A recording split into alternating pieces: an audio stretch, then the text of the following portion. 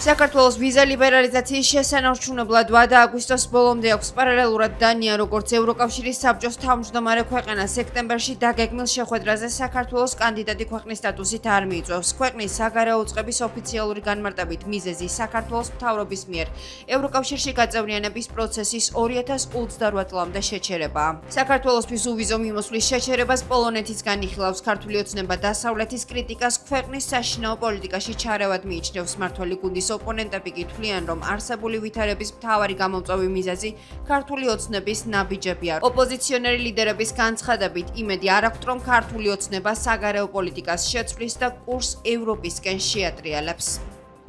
მე არ მაქვს მოლოდინი, რომ ქართული ოცნება რამე შეცვლის, იმიტომ რომ ამის სრული რო ქონოდა ზოგადად ევროინტეგრაცია სხვანაირად წარიმართებოდა. თუ მართლა ორ კანონზე დავა ყველაფერი, ამ ორ კანონს ანარეს შინაარსი არ გააჩნია. არც ამ კანონამდე ქონდა რამე პრობლემა ოჯახის ღირებულებების ნაწილში, არც ამ კანონმა შეცვალა, იმიტომ რომ არც ერთი კანონი ფაქტობრივად არ მუშაობს. ამ რაც უშინაარსო კანონების გამო კარგავთ უვიზო მიმოსვლას ევროპასთან. ფაქტია, რომ საქართველოს ევროპული ინტეგრაცია და დასავლური ინტეგრაცია არათუ შეჩერებულია, არამედ ის სიკეთეები, რომელთაც წლების მანძილზე სარგებლობდა ქართული ხალხი, არის საფრთხის ქვეშ. ივანიშვილი და მისი ბანდა დაკავშირებული არის აბსოლუტურ გრევასთან ჩვენი ურთიერთობის დასავლეთთან და ევროპასთან. ამიტომ ყველა ვისაც სურს და გვინდა რომ საქართველოს პარტნიორი იყოს არა ირანი, რუსეთი და სხვა ქვეყნები, არამედ იყვნენ ამერიკა, საფრანგეთი, გერმანია და სხვა ქვეყნები, ჩვენთვის არის აუცილებელი მათ შორის ამ კუთხით, რა თქმა უნდა, ამ სისტემის დემონტაჟი. ერთადერთი რასაც ევროკავშირი ითხოვს, ეს არის ადამიანის უფლებების დაცვა. და სამწუხაროდ დღევანდელი ოცნების რეჟიმი ძალიან შორს დგას იმ ფუნდამენტური ევროპული ღირებულებისგან, რასაც ნიშნავს ადამიანის უფლებების დაცვა. ასე რომ, რა თქმა უნდა, ჩვენ აქამდეც ყოველთვის მომხრე ვიყავით ოჯახური ღირებულებების დაცვის და ეს არავინ არ მოატყუეს საქართველოს არც ერთი მოქალაქე, რომ თითქოს ჩვენ გვაქვს გასაკეთებელი არჩევანი ევროპასა და ოჯახურ ღირებულებებს შორის. ჩვენი ოჯახური ღირებულებებით და ტრადიციებით შევალთ ევროპაში, ოღონდ ოცნების გარეშე. ეს ადამიანები, რომლებიც კოლექტიურ ნაცნობრაობაში არიან გაერთიანებულები, რა თქმა უნდა, ზუსტად იმავე ხელიდან იმართებიან, რომლის ხელიდანაც იმართებიან ის ბიუროკრატები, რომელიც ჩვენი ქვეყნის საწინააღმდეგოდ განცხადებებს აკეთებენ, რა შუაშია ვიზა ლიბერალიზაცია და მაგალითად სკოლებში, ბაღებში პროპაგანდის, LGBT პროპაგანდის აკრძალვა. ამერიკის შეერთებულ შტატებში, როდესაც პრეზიდენტი ტრამპი მოვიდა, ერთ-ერთი პირველი, რაც მიიღო აღმასრულებელი ბრძანებების სახით, ეს არის, რომ სკოლებში და ბაღებში აკრძალა LGBT პროპაგანდა. ვიღაცა საქართველოს გონია დაბალიღობე. ვიღაცას გონია რომ თითი შეუძლია დაუქნიოს ქართულს, ვიღაცას შეუძლია რომ შეურაცხყოფა მიაყენოს ქართულის შეგნებას, ქართულის იდენტობას, მაგრამ არ გადაფიქრდნენ სანამ საქართველოს განცხადებას გააკეთებენ, იმიტომ რომ ეს მათივე ნათქვამები საკუთარ თავზე უფრო მეტად მეტყველებს, ვიდრე საქართველოსზე რაიმე ზეგავლენას ახდენს. მმართველი გუნდის ოპონენტები ამერიკის შეერთებული შტატების სახელმწიფო დეპარტამენტის ანგარიშს ეხმაურებიან. ოპოზიციაში აცხადებენ, რომ სახელმწიფო დეპარტამენტის ანგარიში ქართული ოცნების ნაბიჯების რეალური ასახვაა და მიმდინარე პროცესებს ობიექტურად აფასებს. ამერიკის შეერთებული შტატების სახელმწიფო დეპარტამენტმა საქართველოში ადამიანის უფლებების შესახებ 2024 წლის ანგარიში გამოაქვეყნა. დოკუმენტში ნათქვამია, რომ მოქალაქეების, ჟურნალისტებისა და სხვა პირების მიმართ ფიზიკური თავდასხმების, დაშინებისა და ძალადობის მუქარის, იძულებისა და შევიწროების შესახებ ცნობები მთელი წლის განმავლობაში განუწყვეტლი ვრცელდებოდა. ასეთ შემთხვევებში ასევე არ არსებობდა ანგარიშვალდებულება. დოკუმენტის თანახმადვე აპრილიდან ივნისამდე თბილისში უცხოური გამჭვირვალობის შესახებ კანონის წინააღმდეგ მასშტაბური საპროტესტო აქციებისა და 28 ნოემბრიდან დეკემბრამდე ევროკავშირის მხარდამჭერი დემონსტრაციების გაშუქებისას რამდენიმე ჟურნალისტმა განაცხადა, რომ პოლიცია თავს დაესხა, შეავიწროვა, წიწაკის სპრეი გამოიყენა ან აღჭურვილობა დაუზიანა. ამავე პერიოდში ხელისუფლებამ დაუდგენელი თავდამსხმელები, რომლებიც სავარაუდოდ მმართველი პარტია ქართული ოცნების სახელით მოქმედებდნენ, ძალადობრივად დაესხნენ თავს მედიის ათობით წარმომადგენელს, რომლებიც საპროტესტო აქციებს აშუქებდნენ. დოკუმენტში აღნიშნულია, რომ მთავრობის ოფიციალურ პირებს ძალადობასა და შევიწროებაზე პასუხისმგებლობა არ დაკისრებიათ. ქართულ ოცნებას არც დონალდ ტრამპის ადმინისტრაციასთან არ აქვს არავითარი შანსი რაიმე სახით ვითარების ნორმალიზების ან ლეგიტიმაციის მიღების. აქედან გამომდინარე, ჩვენ დარწმუნებული ვართ, რომ შემოდგომის დასაწყისშივე მოხდება მეგობარი აქტის მიღება, რომელიც აქტიურად შეუწყობს ხელს ქართულ საზოგადოებას და ამავე დროს ძალიან დიდ დარტყმას მიაყენებს ქართული ოცნების რუსულ რეჟიმს. ტრამპის ადმინისტრაციის პირველი ანგარიში ადამიანის უფლებებზე ფაქტიურად მიწის მიყრა აქვს ქართული ოცნების არალეგიტიმურ რეჟიმზე, რომელიც მთელი მსოფლიოს მასშტაბით მათხოვრობს ლეგიტიმაციას, მაგრამ ვერსად ვერ პოულობს მას. ეს არის ერთ-ერთი ყველაზე მწვავე და ნეგატიური ანგარიში, რომელიც ამბობს, რომ ქართული ოცნების რეჟიმი არის ავტოკრატიული რეჟიმი, რომელიც დევნის პოლიტიკურ ოპონენტებს, აპატიმრებს, ჟურნალისტებს, ზღუდავს ყველა ფორმის თავისუფლებას და დევნის თავისუფალ აზრს. ადგილობრივი თვითმმართველობის არჩევნებამდე ორ თვეზე ნაკლები რჩება პროცესში მონაწილეობასთან დაკავშირებით ოპოზიციაში კვლავ აზრთა სხვადასხვაობა. არჩევნებში მონაწილეობას გეგმავს პარტია გირჩი. პარტიის ლიდერები აცხადებენ, რომ ოპოზიციამ ყველაფერი გააკეთა, რათა დაგსაქსულიყო და ხელისუფლებისთვის შესაძლო გამარჯვების ბერკეტები შეექმნა. გირჩი კანდიდატს შიდა პარტიული პრაიმერისით არჩევენ. მერობის კანდიდატების შერჩევის პროცესი აგვისტოს განმავლობაში გაგრძელდება. გირჩი აცხადებენ, რომ აღნიშნული გადაწყვეტილება მიიღეს, რადგან ოპოზიციურ სპექტრში თბილისის მერობისთვის კომპეტენტური კანდიდატი აქამდე არავის წარუდგენია. არჩევნებში გაერთიანებული ძალებით მონაწილეობას აპირებენ პარტიები გახარია საქართველოსთვისა და ლეილო ძლიერი საქართველოსთვისაც. ლიდერები აცხადებენ, რომ კანდიდატებთან დაკავშირებით მსჯელობა დასკვნით ეტაპზეა. ოპოზიციის ნაწილი კი კვლავაც ბოიკოტში რჩება. ნაციონალურ მოძრაობაში არჩევნებს სპეცოპერაციას უწოდებენ და აცხადებენ, რომ წინასწარ წაგებულ თამაში შესვლას არ აპირებენ. ოპოზიციონერი ლიდერების თქმითვე პოლიტპატიმრების გათავისუფლებისა და ხელახალი საპარლამენტო არჩევნების ჩატარების მოთხოვნები კვლავაც უცვლელი რჩება. საქართველოში საარჩევნო პროცესი არ არსებობს, რეალური ოპოზიციური ძალები არ იღებენ მონაწილეობას ამ პროცესში. ის ძალები, რომლებიც იღებენ, არიან თვით დაზიანების რეჟიმში გადასულები, ამიტომაც ამ სპეცოპერაციაში ხა კონკრეტულად მერე რა მოხდება, ამას უკვე აღარ აქვს პრინციპული მნიშვნელობა. პოლიციის დიდი ნაწილი რევოლუციას აწყობს, ერთი ქუჩიდან მეორე არჩევნებში მონაწილეობით უნდა რომ რაღაც რევოლუციური მუხტი აწიოს. ქართული ოცნება ისევ რაღაც მშვიდობას და ომზე ამბობს ადგილობრივ არჩევნებზე, რომელიც არაფერ შუაში არ არის და რა ვიცი, ქალაქის მოწყობაზე უნდა ილაპარაკო და დაანგრეულ უკრაინულ ქალაქებს აჩვენებენ ხალხს. და ამ გარემოში ძალიან რთულია მართლა ადეკვატური საარჩევნო კამპანია, იმიტომ რომ გარეთ არის არაადეკვატურობა ეს.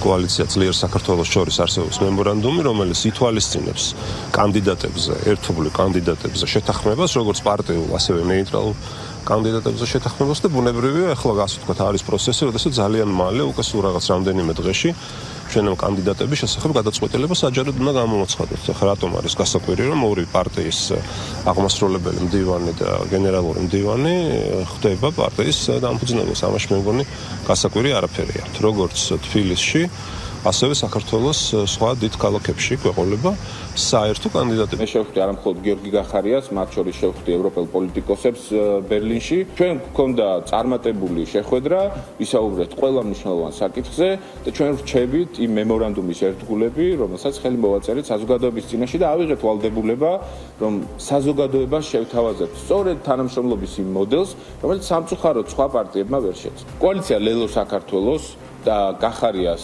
გუნდს აუცილებლად ეყოლება საერთო კანდიდატები. გაყოფაც ეს არის მათი იმ სტრატეგიის ნაწილი, რა დავალებას გარედან მიიღეს, რომ ნაწილმა უნდა ქუჩა შეინარჩუნოს, ნაწილი უნდა შეეცადოს, თუნდაც 1-2 წარმომადგენელი საკრებულოში შევიდეს და ატეხონ აურზაური ზოგმა შიგნიდან, ზოგმა ქუჩიდან გაამაგრონ ეს დესტრუქცია. რა თქმა უნდა, ერთის და მეორეს მიუღწეველია, ისინი ორად გაიყოფიან თუ სამად, ისინი ერთნი არიან და შედეგი იქნება ის, რომ საბოლოო პოლიტიკურ განაჩენს გამოუტანს საზოგადოება დესტრუქციულ ოპოზიციას, რა ნომერიც არ უნდა მიიღონ და რა სახელიც არ უნდა დაიფაროს. ჩვენი წევრები, ვინც იყვნენ საკრებულოებში, ისინი რჩებიან კანდიდატებად და მმართველ გუნდთან ერთად არჩევნებში შევღებულობთ მონაწილეობას.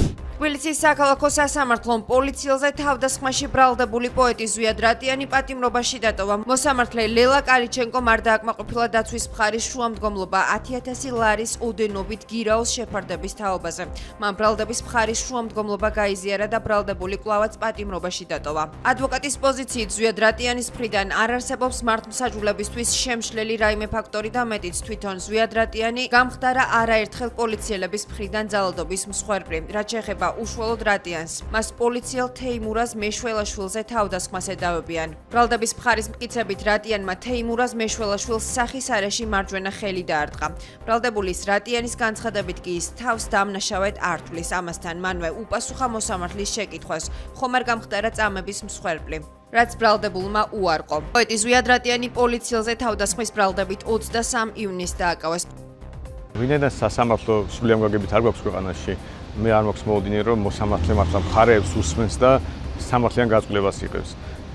საბოლოო ჯამში ეს იქნება პოლიტიკური გადაწყვეტილება და ამიტომ პროგნოზირება ძალიან რთულია, მაგრამ ის რომ მინიმუმ 3 საქმეში უფრო რბილი განაჩენი დადგა, ვიდრე ზოგადად ხალხს მოლოდინი ქონდა, შეიძლება მიუთითებდეს იმაზე, რომ რეპრესიულობას ქართულოსნებმა დაუკლო. მაგრამ მაინც თავს არ დავდებდი, იმიტომ რომ გასაგებია რომ ბევრი საქმეა და ბევრი სხვა კრიტერიუმით შეიძლება ყოფილიყო ეს გაწყვეტილება მიღებული. აფხაზეთის ომის დაწყებიდან 33 წელი გავიდა 1992 წლის 14 აგვისტოს საქართველოს სახელმწიფო საბჭოს გადაწყვეტილებით, რომელსაც ედუარდ შევარდნაძე ხელმძღვანელობდა აფხაზეთში რკინიგზაზე წესრიგის დასამყარებლად საქართველოს შეიარაღებული ძალების ქვედანაყოფები შეიყვანეს. როცა ქართული ქვედანაყოფები აფხაზეთში შევიდნენ, აფხაზეთის უმაღლესი საბჭოს თავმჯდომარის ვლადისლავ არძიმბას მიერ უკანონოდ შექმნილმა ეგრეთ წოდებულმა აფხაზურმა გვარდიამ ქართულ შენაერთს ოჩამჩირის რაიონის სოფელ ოხურეიში მდებარე საგზაო პოლიციის საგუშაგოზე ცეცხლი გაუხსნა. აფხაზეთში 14 აგვისტოს დაწყებული საომარი მოქმედებების ძირითადი ფაზა 13 თვე და 13 დღე გაგრძელდა და 1993 წლის 27 სექტემბერს სოხუმის დაცემით დასრულდა. სოხუმის აღების ოპერაციაში აფხაზური ქვედანაყოფების გარდა მონაწილეობას იღებდნენ როგორც ჩრდილოეთ კავკასიელი მოხალისეები, ისე რუსეთის ხელისუფლების მიერ მობილიზებული კაზაკები და რუსეთის შეიარაღებული ძალების სხვადასხვა ქვედანაყოფები. ომის შედეგად აფხაზეთის ტერიტორიის დატოვება 300,000-მდე ადამიანს, უმეტესად ქართული ეროვნების ადამიანებს მოუწიათ. საომარ მოქმედებებს ქართული მხრიდან ჯარისკაცებისა და მშვიდობიანი მოსახლეობის სახით 10,000-მდე ადამიანი შეეწირა. მე სურს პატევი მივაგო ჩვენს გმირებს, იმ თავდადებულ ადამიანებს, ვინც ჩვენი საქართველოს გამო, ერთიანი საქართველოს და თავისუფალი საქართველოს გამო თავი გაწირეს, მიუძღვნეს ყველაზე ძვირფასი სიცოცხლე ჩვენს მომავალს და მათი თავგანწირვა უკვალოდ ნამდვილად არ ჩაივლის. ეს ომი არავითარ შემთხვევაში არ უნდა მომხდარიყო, მაგრამ მოხდა, შედეგი არის კატასტროფული და დღეს ამოცანა ჩვენი მდგომარეობს იმაში, რომ ერთხელ და სამუდამოდ დავასრულოთ ამ ომის შედეგები, რომელსაც ქვია ქვეყნის ტერიტორიული მთლიანობის რღვევა. ეს უნდა დასრულდეს, ქვეყანა უნდა გამთლიანდეს. ჩვენ წუხართ, რომ დროებით ოკუპირებული აფხაზეთი, მაგრამ იმედს ვიტოვებთ, რომ ძალიან მალე ეს ქვეყანა იქნება ერთიანი, ძლიერი და თავისუფალი. ამისათვის ჩვენ ყველა ვართ მეტნაკლებად ჩართული იმ პროცესებში, რისი გაკეთების შესაძლებლობა ჩვენ გვაქვს. ტრამპისა და პუტინის შეხვედრამდე რამდენიმე საათი რჩება. დონალდ ტრამპის განცხადებით შეხვედრის მთავარი თემა უკრაინაში ცეცხლის შეწყვეტა იქნება. პარალელურად ვლადიმერ პუტინი აცხადებს, რომ დონალდ ტრამპის ადმინისტრაცია უკრაინაში საბრძოლო მოქმედებების შესაჩერებლად ენერგიულ ძალისხმევას იჩენს. ამერიკის შეერთებულ შტატებთან შემდეგი ეტაპი შესაძლოა სტრატეგიული შეტევითი შეიარაღების კონტროლის შესახებ შეთანხმების მიღწევა იყოს. რუსეთის პრეზიდენტის თანაშემწის ინფორმაციით, ტრამპისა და პუტინის შეხვედრა 15 აგვისტოს ადგილობრივი დროით დაახლოებით 11 საათსა და 30 წუთზე ვლადიმერ პუტინსა და დონალდ ტრამპს შორის საუბრით დაიწყება. იური უშაკოვის განცხადებითვე თავდაპირველად ამერიკის შეერთებული შტატებისა და რუსეთის პრეზიდენტები ერთმანეთს პირისპირ შეხვდებიან, ხოლო შემდეგ შეხვედრა დელეგაციების მონაწილეობით გაგრძელდება. რუსული მხარის დელეგაციის შემადგენლობაში უშაკოვის გარდა კიდევ 4 წევრი იქნება. მათ შორის საგარეო საქმეთა მინისტრი სერგეი ლავროვი, თავდაცვის, ფინანსთა მინისტრისა და რუსეთის პრეზიდენტის სპეციალური წარმომადგენელი უცხო ქვეყნებთან ინვესტიციებისა და ეკონომიკური თანამშრომლობის საკითხებში კირილ დმიტრიევი. შეხვედრის შემდეგ დონალდ ტრამპი და ვლადიმერ პუტინი ერთობლივ პრესკონფერენციას გამართავენ.